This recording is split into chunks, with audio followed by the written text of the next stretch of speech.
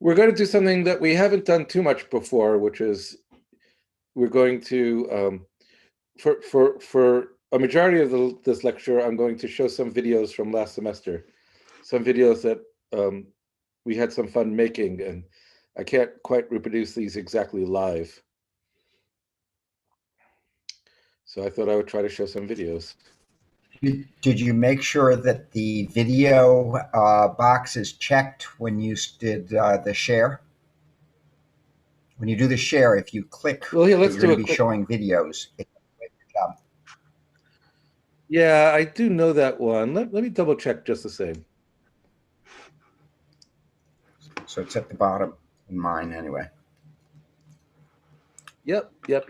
I do have it.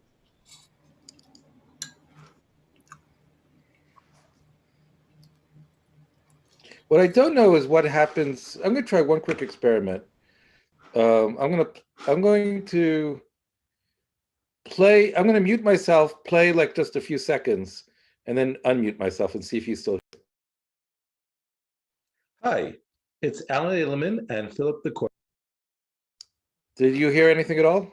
Yes, we heard the video. Yes. Okay, that's what I was hoping to happen. That's what I was hoping. Yeah, this way, if the dog barks, then I can mute. But I'd like to keep it the other way so that in case I want to just give some comments. Hi, it's Alan Edelman. All right, so I think we can start. So let's welcome everybody out there on the internet and the MIT students as well.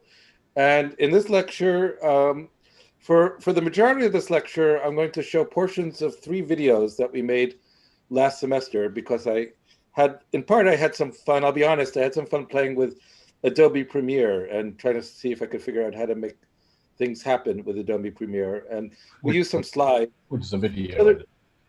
Sorry? Which is a video editing. The video editing software yeah. thing that actually everybody told me is really hard to use. And the user interface took me a little while to get used to, but once I got used to it, it was kind of fun. So we've got 3 videos. This was the one where I had the most fun with Adobe Premiere, the video editor.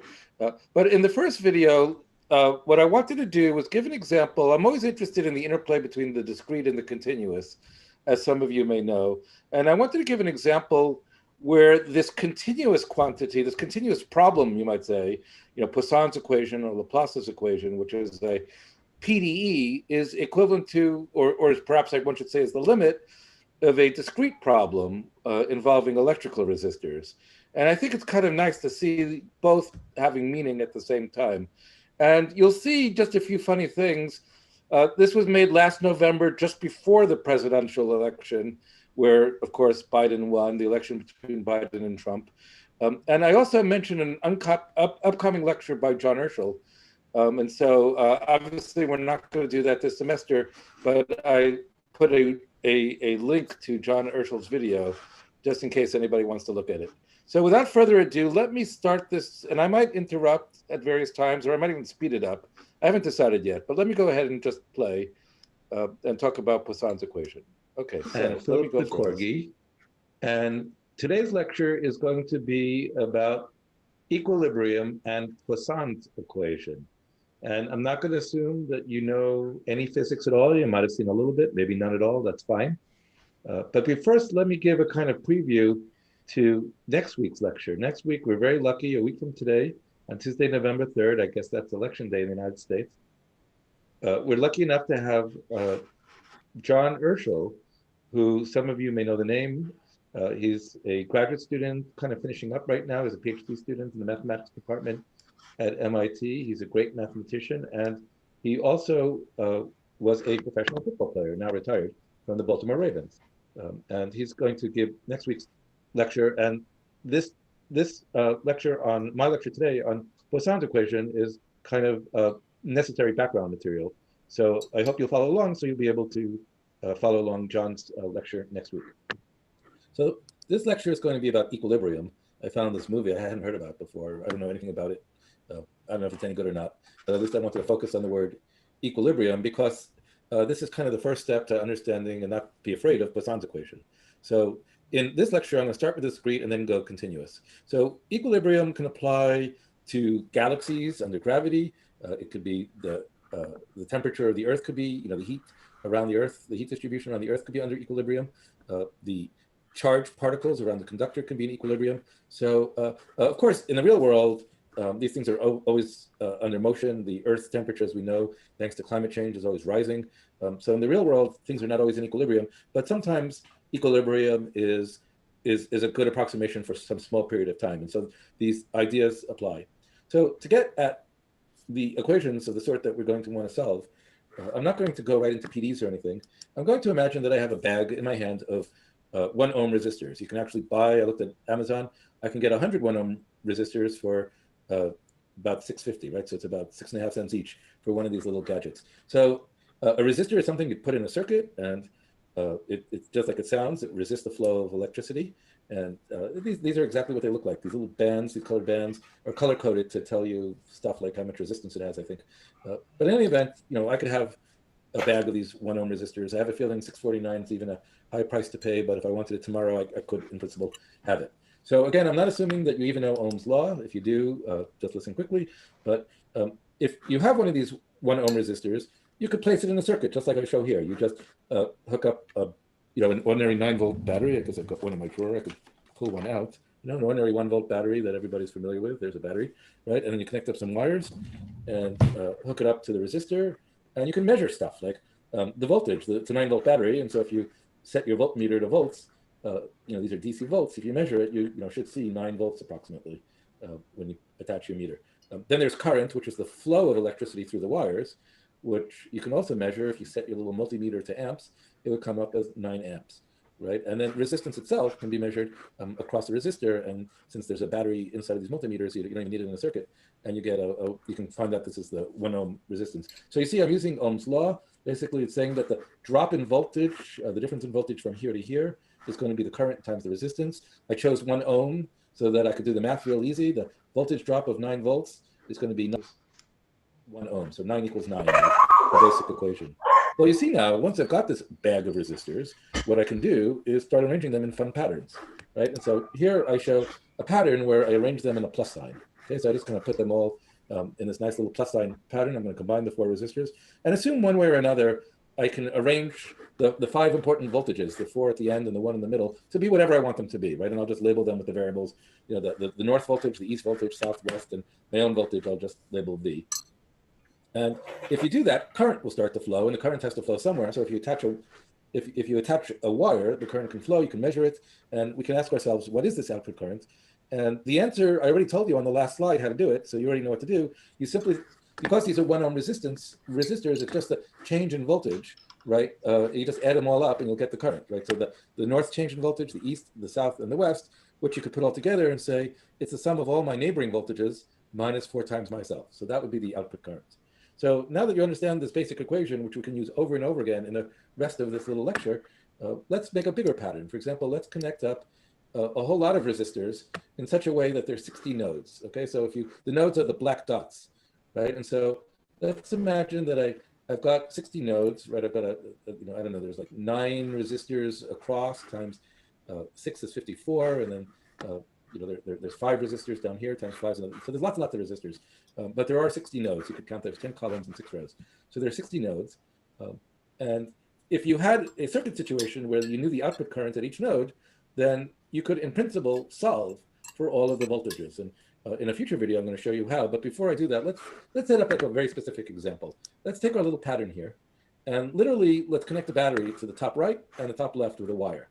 Okay, so if you did connect the battery, then current would start flowing through this mesh, right? And you can measure it. There would be plus I would be the amount of amps that would sort of come in. It would flow through this mesh somehow, and the I would come out. So if you want to measure output current, there's I coming out here, and the convention is this would be minus I coming out, because if it's plus I going in, we say it's minus I coming out, right? So there's minus I coming out here, plus I coming out here, and that, like I said, you can measure. Once you have that measurement, if you want the voltage at every one of these nodes, well, you can measure it with your little voltmeter thing that, like I showed you before. But the fun thing is that you now have all the information to calculate it using a computer or using it mathematically. And so first of all, let's show you how you do it. The first thing you would do is you would set up the equations. So these would be, there's 60 black dots. So you could give each one a variable name of some kind, you know, V1 through V60. I'm not doing it here because it just seems cumbersome, but there's 60 variables.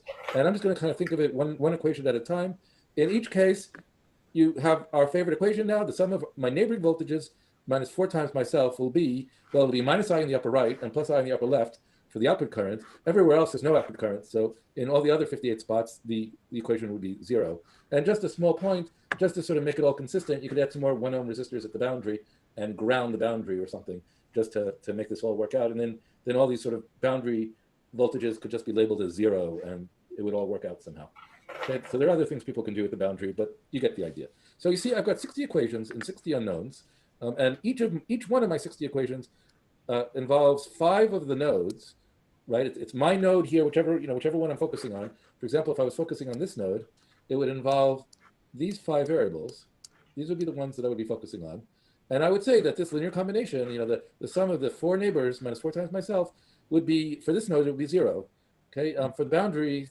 For the upper right boundary and the upper left corner boundary, we would use the minus I and the plus I. And as I said, in an upcoming video, I'm going to show you, you see, some people would think that you need linear algebra to solve 60 equations and 60 unknowns. And linear algebra is not a bad way to think about this problem. And you could set this up with matrices and linear algebra. And in Julia, you could use a backslash and you could solve the equations. But there are methods that really precede modern linear algebra. The famous mathematician Jacobi knew how to solve these problems practically by pen and paper. I think it would get a little clunky on pen and paper, but I could show you how you would do it. Okay, so, all right, here we go. We had a grid of resistors problem. I showed you how to set it up. I'm not yet showing you how to solve it. But rather what I'd like to do is turn to a kind of functional form of the same problem, if you will. So if I may, what I'd like to do is consider, so I want to imagine I have like a big piece of graph paper, and I have a function defined at every point ultimately in the plane, but right now it just needs to be at the grid points. A function of x and y, like x cubed minus y to the 4th. Okay, something like that. It doesn't really matter what, but something like x cubed minus y to the 4th.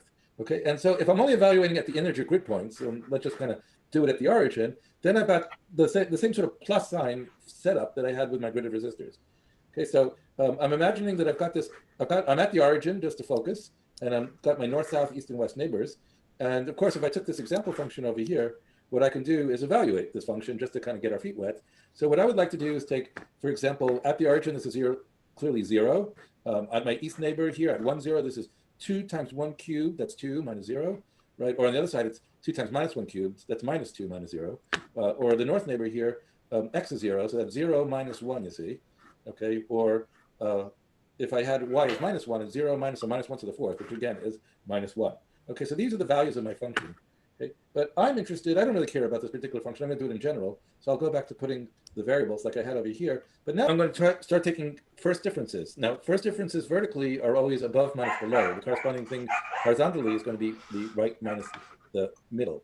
So what we're going to do is we'll take fn minus f, because fn is below f, and we'll take f minus fs, since fs is below f, or f is above fs. Similarly, we're going to take fe minus f, because e is to the right, and f minus fw, because it's to the right. And so these are my 4 first differences. Now, to get a second difference, what I have to do is I have to take this minus this. Okay, so if I take this one minus this one, I hope you can see that this is the result vertically, and this is the result here horizontally. Okay, and if I add the 2 second differences, I will get this result, and I hope this looks familiar.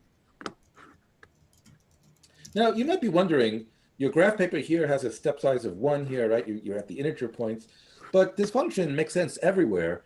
And if you really were approximating differences, you kind of think you might want to be closer by, right? Maybe 1 feels a little too far, right? When you do calculus, you take derivatives, you take your function value nearby minus yourself, and you divide by the distance. So how would that work out? What happens if you want to take steps that are smaller than 1?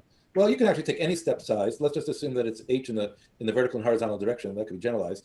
But imagine, what we're doing is, we make a step to the east and a step to the west, and in the y direction, that's the north, and in the y direction, there's the south. Okay, and so this would be the second difference. And of course, if you are trying to approximate derivatives, the first derivative would divide by h, and then when you do it again, you divide by another h, and so the right normalization is to divide by h squared, right? So this kind of does second derivatives very well. And so now if you let me put this all together, let me kind of do it in a notation, maybe that will impress your friends. here's sort of the symbols that are kind of written in out. So this mathematical symbol, the symbol itself is pronounced nabla. Nabla is a Greek word, or an ancient Greek word, I think, for harp. I guess Greek harps look like triangles or something. I'm not sure, but this is the Greek symbol nabla, and this is the symbol for partial. And here you could read this if you like, though, that we don't say nabla squared, though. We're going to say Laplacian of f in honor of the famous mathematician Laplace. So you read this as the Laplacian of f, and this is the sum of, this is really the continuous version of the second difference in x. You could pronounce it as the second partial of f with respect to x, or you could pronounce it as partial f, or partial squared f, partial x squared. I would say the second partial of f with respect to x, plus the second partial of f with respect to y. And so what the symbol nabla means is it just, when applied to a function f, it literally means just this. Okay, but you now know that this is just an approximation to this sum of my neighbors minus 4 times myself divided by h squared.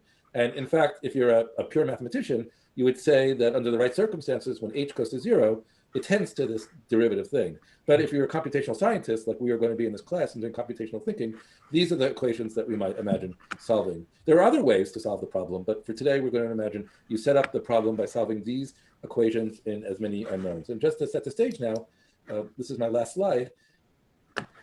If you're a mathematician, you would specify Poisson's equation in the following way. You'd say, oh, I'd like to solve Laplacian of f equals g on some region, let's say the plane, which has a boundary. There's the boundary.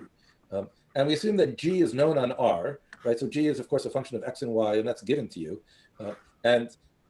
F is known only on the boundary originally. But what we'd like to do, solving the equation, means finding f of x, y everywhere in R. So at the beginning of the problem, you know f only at the boundary. And what it means to solve the problem is to find it everywhere in the region R. But since we're thinking about computational thinking, and I think it's a lot more straightforward to think of it discretely, what you could do is imagine you put a graph paper on region R, and I started to draw something here that I hope looks like nodes. You could take step sizes of h, whatever you like. And the nodes, I started to draw them in black over here. They represent the unknown variables, the unknown f values, right? So every node is going to be the unknown f at the beginning of the problem. So we assume that g is known at every node when we begin, and f is known just at the boundary. Okay, you have to deal with the boundary in interesting ways, but let's not worry about that. But basically, we have, for every interior node, we're going to have one equation that looks like this. And let's be very, very clear. The unknowns in each equation are these 5 f values. Okay, the g is known, and of course, h and step side is known. And actually, you may know some of these 5 if you're hitting the boundary. But if you're completely on the interior, away from the boundary, then these 5 are unknown. But the point is, you have one equation for every one of these nodes, and so you'll be able to solve it. Okay, and in an upcoming video, I'm going to show you how you can solve this practically with pen and paper, though you'd probably be better off using a computer.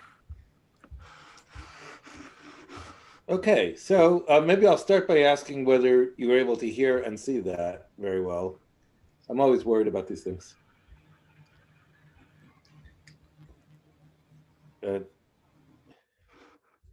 Hopefully.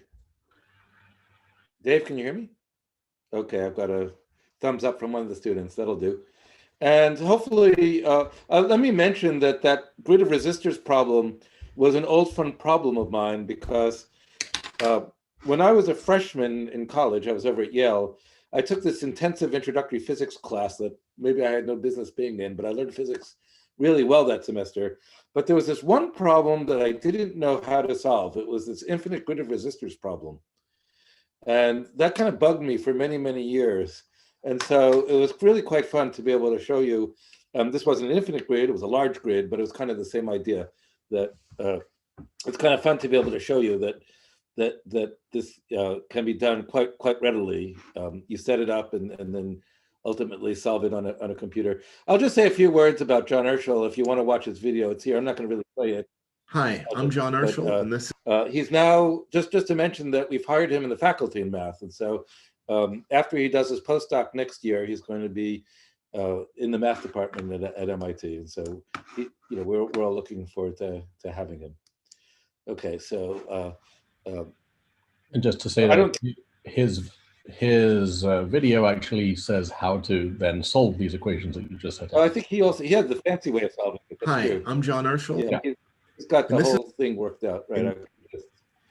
Like whether he's got a cold window or a heater, I don't remember how he set it it's going to take a second to you show, can but I'll just do a quick look in case anybody's interested. Right, but basically the idea is to do some kind of iterative updating where you are you're solving this equation by doing time steps just like we've been doing in the past, but your actual goal is to do enough time steps so that the solution actually converges to something that's basically fixed. It doesn't change in time anymore. Yep. All right, great. So, all right, so let me go back to, all right, so that was the discrete and the continuous.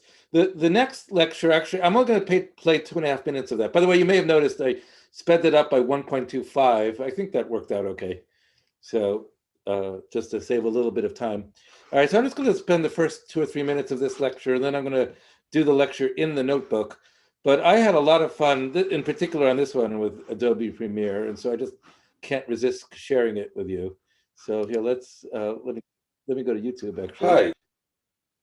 Hi, it's Alan Edelman and Philip the Corgi, and I'd like to talk to you about stencils.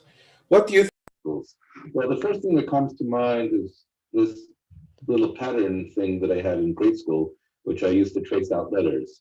And if you think about what you could do with it, well, you could kind of see through the window, kind of, a little bit. You can see through the window. Let's put the A over Philip, if I can get down there. There's the A on over his ear. So you've got your window, and of course you could slide it around, right? And of course you could apply patterns, right? So it's window, slide, and apply pattern. Let's do the same thing with the Julia logo. Okay, window. See, I thought that was very cool. I was proud of myself. Slide, apply pattern. Now, it's not always so clear what to do when you hit a boundary. Let's use this little plus sign window. One possibility is just ignore the boundary and slide right off the edge. That was pretty fun too. You can imagine how much fun I had. Another is to stubbornly get stuck at the boundary. Yet another is to put a frame around the boundary and then apply the window. Well, the computational version of all this can be quite a nuisance. We now consider the word stencil as it applies to a numerical situation, which could be an image processing application, a machine learning application, or it could be a differential equation solution. And we remember that we begin with a data matrix, and then we apply a stencil. And usually what we're doing is we are windowing numbers in an array. And of course, we're going to be sliding that window. And ultimately, what we mean by applying the stencil is that we're going to multiply the numbers in our array by coefficients that come with the stencil, add them all up, and that gives you the new value. So this is the key part, right? That if I'm applying this stencil with a 4 in the middle and -1 around, with the numbers B, D, E, F, H being shown through the window, this is the value of the stencil for the center. So now what I'd like to show you is how you might put boundary conditions in with frames, by framing the data, by surrounding your data with a frame. Sometimes it'd be called padding. Sometimes the cells around the boundary are called ghost cells, especially in the context of parallel computing. So let's start out with a 6x6 array of... I'm going to switch to the live notebook now because it's a bit more fun. But I should mention that Charles Lickerson, who's one of the professors, has done some really incredible parallel computing work with stencils and has a whole Poisson library of stencils, which is pretty fun. But let me sort of, this is just a little bit of fancy Julia stuff that I thought I would share, but it'll show you how you can basically work through a stencil, apply it to a matrix, and particularly how one way you might deal with the stubborn boundaries, which are always nuisancey. So to do that, I want to set up two notions here. I'll bring the back up here first. Maybe I'll even zoom in before Dave tells me to. But really, there's two ideas in this notebook, and only two ideas. The idea of a Cartesian index and the idea of an offset array. So let me show you what those are. So here I created a 6x7. Sorry? Can you zoom in more, please?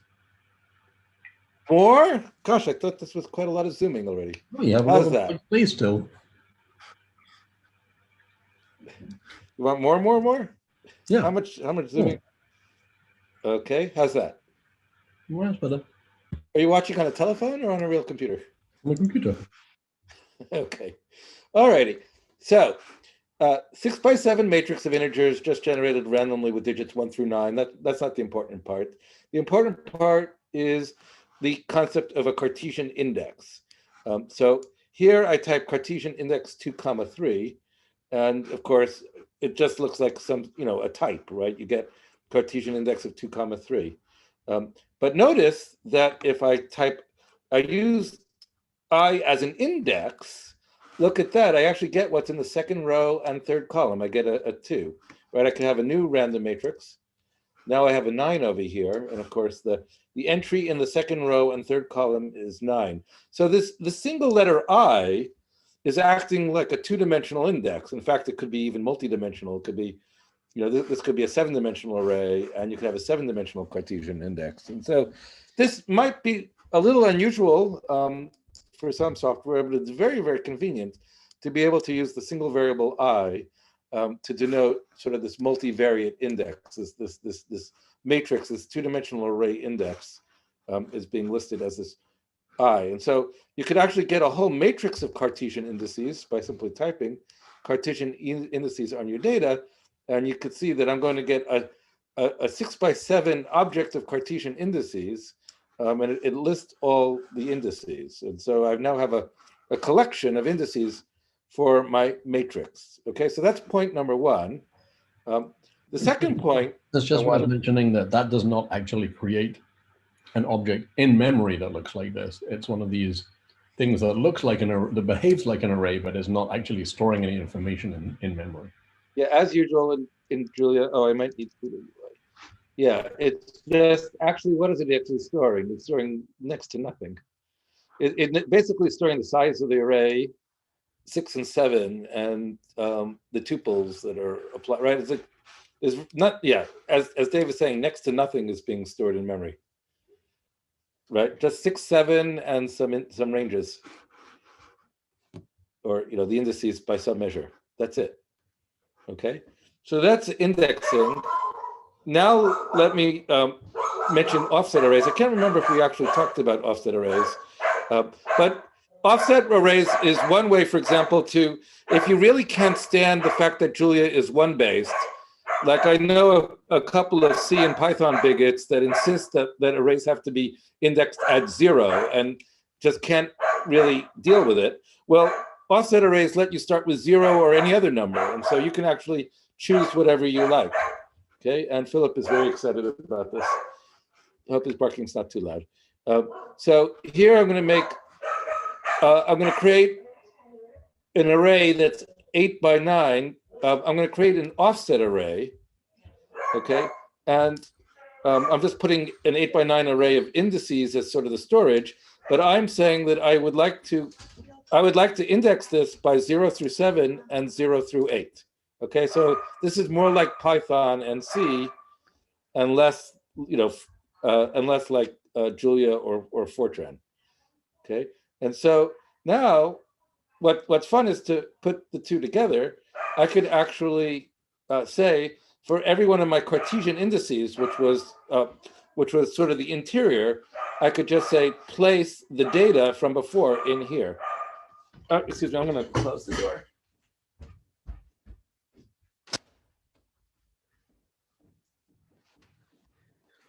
So, in case you didn't happen to remember the random array I had over here, it was, what is it, 3, 3, 4, 3.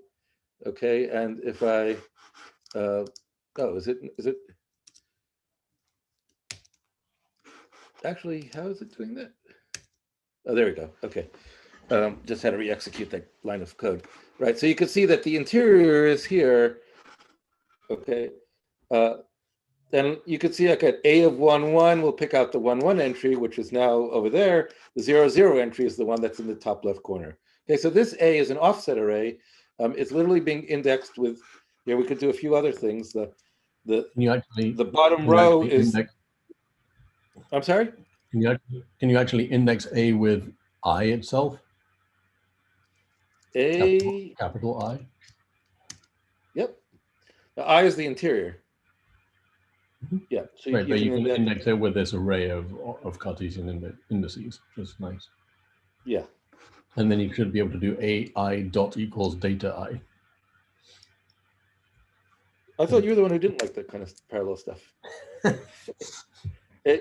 A of I dot equals data of I like that? I don't know about that. That does work. Yep, good. Good. So that would have been that's alternative instead of the for loop that you wrote. But yeah, I agree. The for loop is sort of more explicit. Yeah, I think the for loop is much easier to understand. But you're right. And it wouldn't be any faster or slower. Like you might, if you're familiar with other languages where vectorization is important, you would think that maybe this would be slower, but in Julia, that won't happen, I'm pretty sure. Okay, so now let's go ahead and try to do our stencil.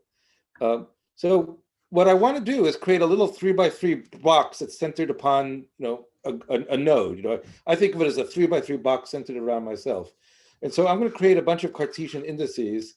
And since I want 0, 0 to kind of be the center, I'm going to use -1:1 as the row indices and the same as the column indices, so that I can get this 3x3 array that basically it's going to refer to a window around myself. And then now what I can do is, I don't know if there's a more vectorized way to do this, but again, I think this would be harder to see.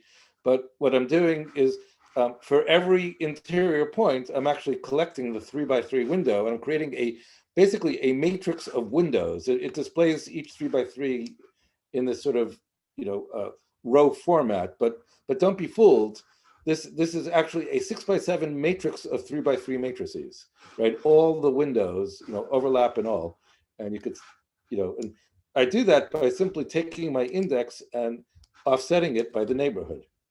Okay, and so that's kind of a cool way of getting all the 3x3s. And now I'm going to create the stencil like I did in the video. Here's that stencil, which is 4 times myself minus my north, east, south, and west neighbors. And you can see that I could actually calculate the stencil simply by taking, I offset every index by the neighborhood, and I simply multiply by the stencil and sum it up. That's what you'd want to do, right? And then do that for every interior node. The point being that because I have all those boundaries of zeros, this code doesn't break. It works. It works at every point, even the ones that would have been on the original boundary. And so this is one quick and dirty way to apply a stencil in Julia without crazy boundary conditions. Let me just say a few other words about other boundary conditions that you might see, particularly related to climate models and whatnot. We just saw these zero boundary conditions, but what about periodic or zero derivatives? Well, these are other typically used ones. And so I'll just to mention that periodic is that you would, in the top row, you get the bottom row of the data. In the bottom row, you get the top row of the data. In the easternmost row, in the westernmost row, you get the easternmost row of the data. In the easternmost row, you get the westernmost row of the data. I think this should have been an 8, by the way. You need to reevaluate this cell. Sorry? Oh, what happened? I don't care. Let me move on. There's nothing that interesting to evaluate that cell, I don't think. Let me move on just to show you one more video. I think I'm not going to show all of this. I promised that. Dave, I'm just going to let you know. I'm going to do about 7 minutes worth, and then I'm going to hand it over to you. Is that all right? Yeah, sure. All right. So, but this was pretty fun. This was another one of Henri's lectures, which I thought was pretty cool. He did it a little bit in conjunction with James Schloss. And let me just start out by showing you. This is. Let's do it this way. Oh, how do I not see this? More videos when I hit pause. That's annoying. If I do, no, that's not what I want to do. How do I get rid of that thing? Otherwise, I won't be able to. Oh, So I couldn't see that X. All right, there you go. So this was a climate modeling machine in the pre-computer age. And so this is pretty fun. So let me just play this. Like an artist's depiction of this idea that Richardson, a scientist in the UK, had in the 1920s. And he basically had this vision for what we would now call like a climate model or a weather model, but where you would have computers, which at the time were humans, like literally writing down the solutions to equations. They would solve the equations that govern the weather or the climate, and they would project that forward in time and make predictions of the weather or the climate system. And so the way he had imagined this is that they would be working in this weather factory, which was this huge spherical building. I think this is even like sketched in London, where on the inside they have a map of the world broken up into all these individual chunks or grid cells. And the idea is that each one of those would have basically, each one of those grids would have a little room with people working on it, and they would be solving the equations for that specific room and making predictions for how temperature and humidity would change in that room. But of course, the temperature in one of those cells depends on the temperature in the other cells, and so they have to communicate between them as well. So this was sort of sketched out as an idea in the 1920s, and it was only in the 1950s or 60s that it was actually put into practice. And even to this day, this is sort of the basic idea for how weather and climate models work, except instead of human computers, we now have supercomputers, numerical computers. Yeah, I mean, let me then move on, if I may, to actually a good place here. Just a little bit about climate models out in the wild. How do they work? What are they? How many are there? So let me just show you that. And then the idea is to start at the biggest, largest scale, like sort of all the different climate models that are currently being developed in the world and have ever been developed. And then we're going to zoom in on what does the code in a climate model actually look like. All right. So first question, how many climate models are there? So one way of answering this question is to look at the most recent set of climate models, which are organized under the CMIP6, which stands for the Coupled Model Intercomparison Project, the sixth one. And so this is just sort of an organization that collects the data from all of the sort of state-of-the-art climate models in the world. And here there's about 40 of them from this most recent project. And these bars here are just showing the climate sensitivity. So how much warming does this model show if you double the CO2 concentration in the atmosphere? And this is sort of one of the key climate metrics. So the main point of this plot was just to show how many of these models there are. The names here basically have to do with, like, the first thing is basically the center that makes it. So this is the Hadley Center in the UK. This is the UK Met Office. Let's see, this is like the Canadian model, et cetera. But the other thing I want to show is just how much spread there is across these models. So there's a lot of models and they get different answers for how sensitive the Earth is to climate. And a key, like challenge in climate modeling is to try and narrow this range. So can we figure out why these models disagree and which ones are correct? That's like a big open question.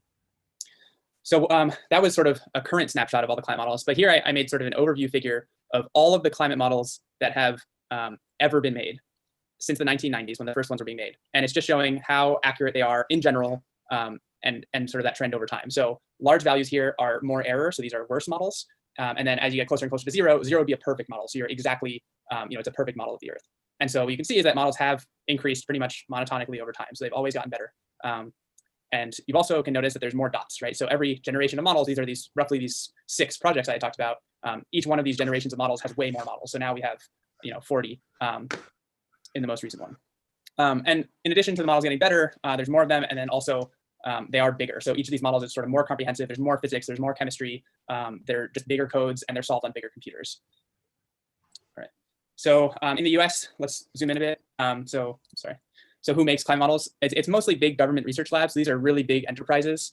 It's really hard to make a climate model. There are a few university groups that are making them, but most of the leading ones are at these big government labs, like the NOAA's Geophysical Fluid Dynamics Laboratory, which is run by the Department of Commerce. NASA makes their own climate model, and then the National Center for Atmospheric Research is sort of like a big collaborative project that includes a bunch of universities as well. All right. So there's also sort of a global infrastructure that organizes all these. So it's this CMIP project that I talked about before. And basically what they do is they try and synchronize the development of models across a whole bunch of different nations and government labs. And so what they do is they set sort of a synchronized schedule of when climate models should be developed. And the idea is that roughly every 7 years, you should try and develop a new version of your climate model. And so that they can be compared between each other, they basically have very strict protocols for like what a climate model should be and what it should be able to do. And so in particular, to qualify for submitting your climate model, your model has to be able to run each of these standard DEC experiments. And so I'll just go through a couple of those. One is an AMIP experiment, which is where you just run your atmosphere part of your model and just basically set what the ocean temperature is. So you don't have to couple it to an ocean model and then just run that forward from 1979 to 2014. Another classic one is called abrupt quadrupling of CO2. So that's where you have a model that's just sort of sitting in the pre-industrial climate of like 1850. It's roughly equilibrium, not much is happening. And then all of a sudden in the model, you quadruple the concentration of CO2 in the atmosphere. So you put in this huge greenhouse effect all of a sudden, and you look at how the temperature responds. So that's another one of the classic experiments, and there's a few other ones. And so in addition to these standard DEC experiments, there's a whole bunch more of these MIPS, or model and comparison projects. And so the scientists will come together and try and figure out, what simulations do we need to run in as many models as possible to answer some scientific question. And so recently there's been a lot of emphasis on trying to understand the climate feedbacks of clouds. And so that was a sort of a targeted simulation that they're doing in CMIP6. But those sort of change over time. And so the DEC experiments, in contrast, are meant to be fixed. So every 7 years we will have these, forever going forward, so that we always have sort of a standard set of experiments to compare models across. Right. So version is version 2. They're working on version 3 to come out probably in the next 10 years. And I just wanted to sort of give some basic information. So here's a link for the documentation if you're interested. But then, this is like what the software requirements are, for example. And so like this model in particular, this one has an all value, 40 different climate models.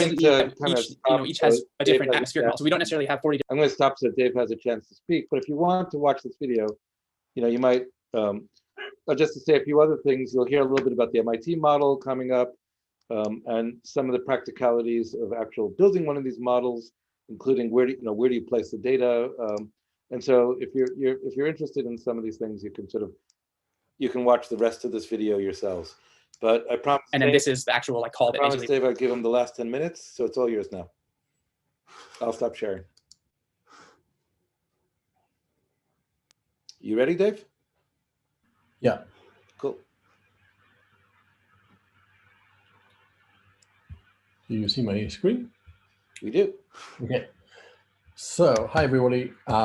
So yeah, I just would like to say a bit about partial differential equations in 2 dimensions. So Alan was already talking about this in the Resistor notebook and the stencil, and about the stencils.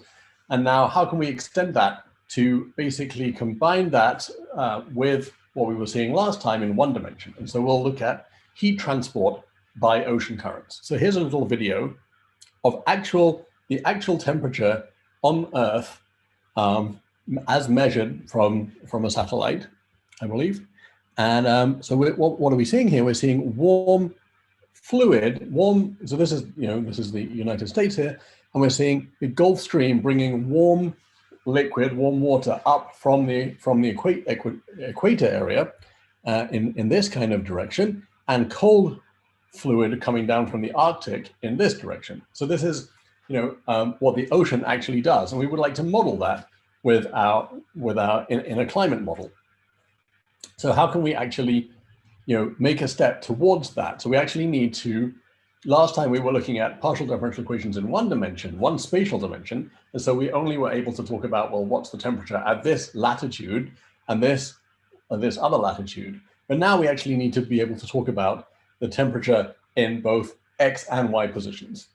And so let me jump down to the end of the notebook where we can actually see a simulation of that. So here, this is supposed to be a model of that situation. And so what we have is walls here. So we now have these walls which correspond to the continents.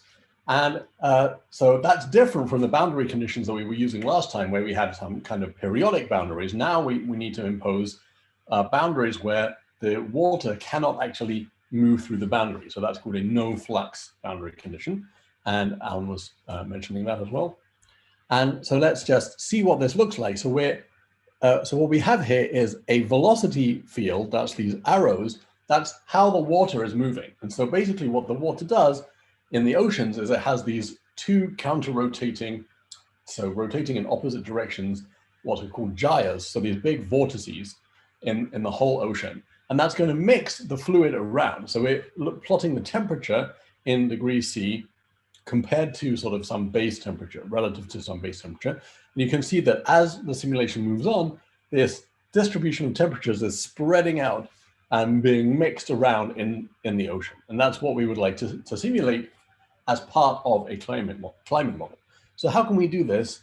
We're going to basically extend what we were looking at last time. So last time we were looking at this advection-diffusion equation. So let's just remember that advection means that the temperature profile, the temperature it varies in space, and it's actually being just basically pushed or pulled along because the water is moving. So there's the temperature depends on where you are in space, and that sort of profile is actually going to be moved along just as we were seeing just now, just because the fluid is actually flowing. So we're going to, last time we had this velocity of the fluid being a constant, and now that's going to change. Now, as we saw in that picture, the velocity is now a vector that points in different directions at different positions in space. And then we had this temperature diffusivity, which tells us how the temperature or heat is going to spread out in space. So how can we extend this to 2 dimensions? We basically want to write down this same equation, but now in 2 dimensions. And so we're going to have 2 different space variables, x and y. And so we're going to let this, as I said, this velocity be a function of space as well. And so u of xy is the component of the velocity in the direction x at the position xy, and v is the component in the direction y at the position xy. And so we're going to extend the previous model by making this temperature, capital T, now be a function of 2 space variables, x and y, which are in perpendicular directions, and this time t. And we're just going to extend the differential equation so that we have derivatives with respect to all of those variables. So we have this first spatial derivative, that was for the advection. We now have that for both x and y directions. And this second spatial derivative for diffusion is also in both x and y directions. So it looks very complicated, but it's really just the same thing we did last time, now extended to 2 dimensions. And the thing after the kappa is the very Laplacian, right? That it's the same Laplacian, and that's exactly what comes into the diffusion part of the equation. Yeah.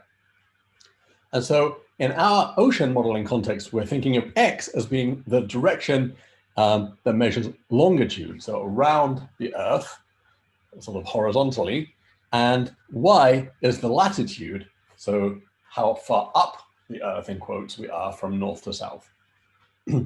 Right, so that picture that I showed with the velocity field is trying to represent the equator and the poles, basically. By the way, a real model would probably also have a z direction, which would be like the depth of the ocean as well. Right. Yeah. So if you think about the modeling the true ocean, as Henri was saying in his lecture that Alan showed, it's actually a 3-dimensional model. It's even more complicated, and we need even more computational resources. So as we add more and more dimensions, the number of grid points or cells that we need, unfortunately, gets multiplied by the number of cells that we have in that dimension. And so we get just, as we increase the number of dimensions, we get a sort of exponentially growing number of cells, which is... It's not really more complicated conceptually. It's just that there's more complexity in the... Yeah. There's more computations that you need to do to get the accurate answer. But but three dimensions, even 1 dimension is really not any more complicated. Yeah, exactly. The actual numerical method that we'll use is basically the same that we did last time, just that everything now depends on these 2 variables. So let's just extend what we did. So, last time in 1 dimension, we had that this partial derivative, first partial derivative with respect to x was this difference of two values of the temperature at not at actually neighboring grid points, but at grid points spaced a distance 2 apart from each other. That gives a better approximation to the first derivative. And now we'll do the same now that we're in 2 dimensions, 2 spatial dimensions, so it depends on y as well. So we're going to label the cells now with these 2 spatial coordinates as subscripts, I, j. And so basically the derivative in x is just the same thing as it was before, but with this extra label j. And the difference is that now we'll also have a derivative with respect to y. And so the derivative with respect to y will be changing the j coordinate instead. And this is exactly the same as what Alan was doing with the resistors. So you can think of these as kernels, and everything follows through. So yeah, so basically, this first term is basically what we had last time. The second term is also basically what we had last time, except now we have this added complexity coming from the fact that we have these 2 different directions, and we just have to keep track of all these labels, and it gets more annoying, but it's basically, as Alan said, conceptually the same. And okay, you can go through the details later, And here's the two-dimensional version of the diffusion equation, which is this gives us this basically this Laplacian operator, provided that the sizes in the grid of the grid points or the cells in the x and y dimensions, if they're the same, then we get this Laplacian. If they're different, then we get something that's not quite a Laplacian.